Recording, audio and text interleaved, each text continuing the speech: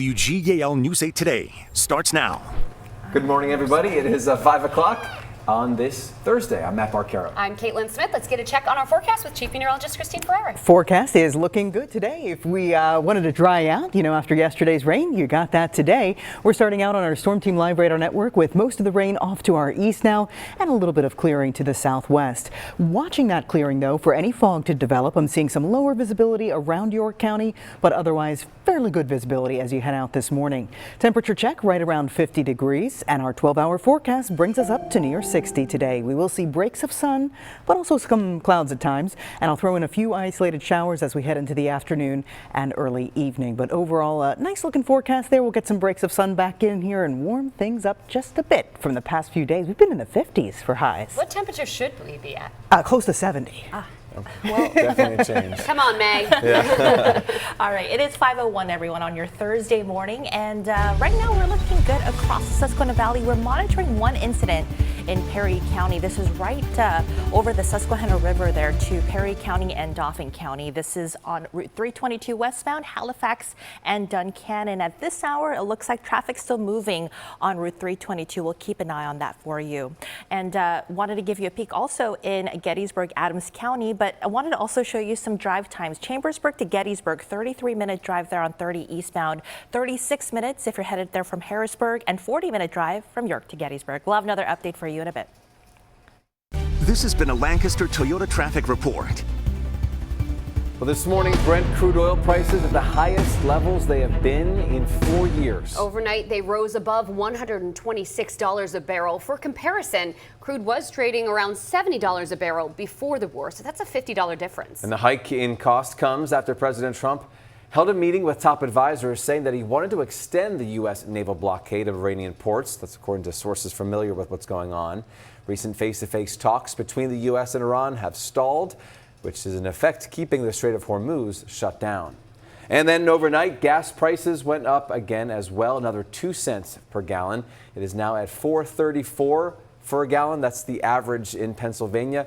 That's up $1.22 a gallon since the start of the war. And across the Susquehanna Valley, Perry and Mifflin counties, as you see here, are averaging higher than the state average. A handful of Susquehanna Valley counties are averaging $4.29 this morning. Franklin County still coming in the lowest average at $4.13.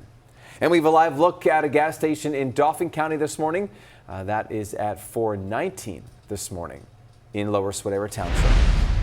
In other news, Franklin County commissioners are moving forward with an ordinance that sets regulations for building AI data centers. This would include buffer zones from roads, neighboring properties, and waterways. At a meeting this week, county leaders say they can't ban the centers, but some residents have raised concerns about the noise, the water usage, and pollution. What are we to do when our water and our electric start going sky high to support this thing? I'll lose my home after working all my life. I will lose my home if my rates go up. Then what do? Technology is super, it's great. In 5 years, it's obsolete. Are they going to just leave that thing sit there and rot? There's a tension. A final vote on the ordinance is set for May 20th. New this morning, some York County residents under a boil water advisory. The York Water Company says this is affecting Springettsbury Township residents on Whiteford Road. The company says there might be a loss in water pressure as well because of a water main break. It says it is testing the water for contaminants, but until those test results come back, the water company recommends that you boil your water there on that road before you use it. New this morning, Lancaster police say they are investigating a shooting that left one person hurt. Police say this happened just after 8 last night. It was on North Water Street. Officers say one person was shot and taken to the hospital, but is expected to be okay. Police so far have not said anything about any arrests or suspects. Right now, Lancaster police investigating after a pride flag was burned outside someone's home. Police say this happened on North Queen Street Tuesday night. Surveillance video shows someone in a hoodie walking up to that flag and trying to set it on fire.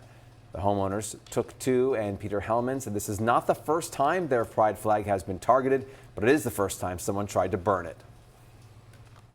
It's definitely disheartening, but it's something that we do know, like in the back of our minds, like when we put something like this up, it does kind of put a target on us. The couple has already replaced the flag. The former mayor of Gettysburg faced his accusers in court. One accuser testified that he met Carr on a dating app and Carr later assaulted him when they met at Carr's home. Another said Carr came into his room at night when they were living together and assaulted him despite him telling him not to. The third said Carr asked him for inappropriate photos when he was 14 years old while attending a theater camp in York County. Carr does face charges of sexual assault, solicitation of sexual abuse of children, and corruption of minors. His next hearing is set for June 18th. For the first time in its 131-year history, the Columbia Borough Police Department in Lancaster County has a female police chief. We have some pictures from Tuesday night's Borough Council meeting. That's when Council unanimously approved Holly Arndt as the next police chief. She'll officially step into her new role tomorrow. It's 5:06 right now, and a Lancaster County farm is feeling the effects of that late freeze. Remember, we had that earlier this month. Their crops at risk, and so is their income. News 8's Gabrielle Thomas is joining us from the Charles family farm with what does come next after the owners there took this hit to their crops. Good morning, Gabrielle. Good morning, Matt and Caitlin. Well, staff here at Charles Family Farm say the cold temperatures that we have been seeing on those freezing temperatures can do a lot of damage fast. Now, many of the fruits and vegetables here at the farm have been impacted, but it's those strawberry plants that you see here that were really impacted and hit the hardest. Now, I have Jason Charles joining me this morning. He's the owner here at the farm. What was that exact moment that you noticed that the strawberry plants were hit? It was that night when we were putting the covers out. We knew it was already cold. It was freezing temperatures already. It was predicted to get down into the 22, 25 degree range, and at 22 we knew with the covers that we were going to have some damage. And we have some strawberry plants here. Do you mind showing us, Jason, what a good strawberry plant looks like and what a not so good one looks like? Yeah, so a good one right here, Gabriella, you want that nice yellow center, and a bad one, this is what we don't want, is the ones that have the black, they're basically dead, the cold, frozen. There's more right here. Like this whole cluster is all dead. So, yeah. So what's next for you all right now? I mean, I know it's been a challenge trying to save whatever's left, and you guys also are vendors at market. So I'm sure that's really a huge, I would say debate or conversation you guys have been having about what you're going to do. Yeah. So the earlier two varieties, the strawberry season's going to be a little delayed. They're probably going to trickle in a little bit. But after that initial 2 weeks, then the rest of the varieties that were saved by the cold because they weren't in that critical bud stage will be fine. Jason, thank you. I'm hoping everything works out well. In the next 2 weeks, they're hoping to open farmstead right here at the farm. So hopefully you're able to get some strawberries and some other fruits and vegetables in the coming months. Reporting live here in Lancaster County, I'm Gabrielle Thomas, WGAL News 8. Thankfully, we haven't had below freezing since last week, and hopefully we don't go there again. Yeah, hopefully we're out of that for the season. All right, thanks, Gabrielle. Let's take a live look now over our York Skycam behind Christine here as we're checking in. We were just mentioning that we're hoping it's not going below freezing again. What do you think? No, I think we stay into low 40s tonight, and we don't have any freezing temperatures in our 10-day forecast. That's the good news, but we did have quite a bit of rain yesterday, which is nice to see. Low pressure is moving out to sea. High pressure will be building in behind it a little later on this week. But right now we have this northwesterly breeze at about 10 to 20 miles per hour. That's going to keep us cool today. Temperatures only get to about 60 for our high, and with the breeze, it always feels a little bit cooler than that. 52 currently in Chambersburg, 50 in Harrisburg, 49 right now in Lancaster. Here's your wind speeds throughout the day. They'll be coming out of the northwest, 10 to 20 miles per hour, and we could see some gusts up to 25. Here's the weather planner for you, calling for a mix of clouds and sunshine this morning. Watch out for a little patchy fog early, but as the winds pick up, I don't think it'll linger too long. A few showers are possible this afternoon, an isolated shower this evening. Otherwise, we should see clearing skies late in the day. So not as wet as yesterday. We even work in a few breaks of sunshine for you. Back to you. All right, thanks, Christine. This morning, new out of Cumberland County, Upper Island Township Police investigating a hit and run. We have a picture from police that shows the car that was damaged in this crash. It was just before 9:30 last night. Officers say the car was going north on Route 15 when another car was speeding and hit them from behind.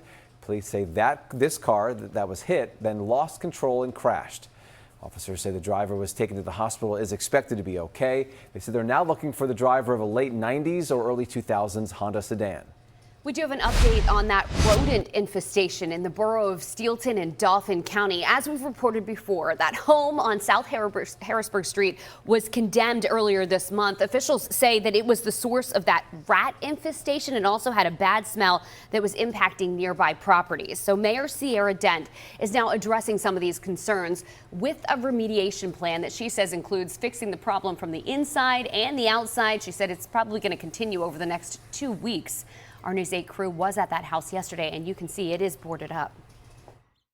It's worse. Oh my God. At night, we come out here and greet rats. They run here. They on the streets. They in their backyard eating your trash. They everywhere. You know, this has been an ongoing problem. We're trying to control it by come to see if Stilton is. It's their problem, not ours. You know, and I don't think we should have to live like this. Well, those people who do live along South Harrisburg Street say that smell has seeped into their homes. We're hearing from Hanover residents in York County this morning as borough leaders consider taking fluoride out of their drinking water. Federal leaders endorsed adding fluoride in drinking water in the 1950s to prevent tooth decay. Borough Council says they've had fluoride in their water since 1972. They spend about $32,000 a year to add it to the drinking water.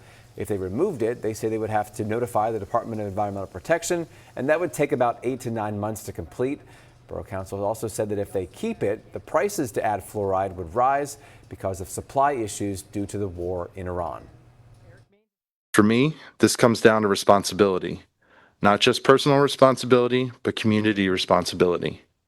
Keeping fluoride in our water is one of those rare decisions that is simple, low cost, and helps protect people who need it most. Hundreds of research articles published over the past several decades have demonstrated potential harm to humans from fluoride at various levels of exposure, including levels currently deemed safe.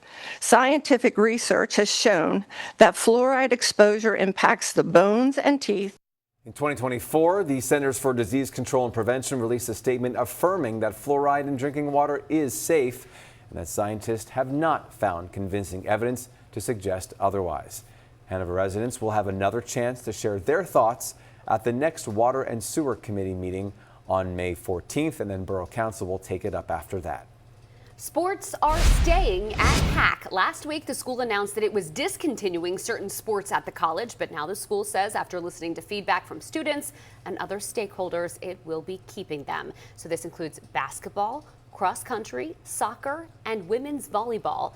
And those sports will stay on through June 30th of next year. The college says this gives it time to find more money to continue running those sports programs.